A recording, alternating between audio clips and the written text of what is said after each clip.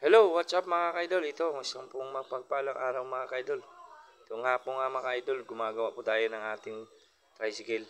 Dahil yung ating pinaghahanap buhayan ay medyo nasisira na. Kaya papalitan po natin ng kadena. Kaya siyempre para hindi lang mapunta sa iba ang ating panlibor. At tayo na igagawa mga kaidol. Dahil kayang-kaya naman natin yung gawin. Ayan o, bumili po tayo ng kadena na bago at ating papalitan po mga kaidol. Siyempre, ganun talaga mga kaidol. Minsan nasisira din talaga, lalo na pag araw-araw natin ginagamit. Ayan, nakahangir nga siya mga kaidol. Pero kakaiba mga kaidol, oh. Iba ang kanyang hangiran.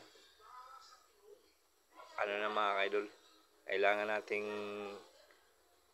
nating sipagan lang araw-araw para ayan na mga kaidol, oh. Kinakabit ko muna yung kasi pinalitan din natin ng bagong sprocket mga kaidol sa likuran. Kaya kailangan nating ayan na mga kaidol.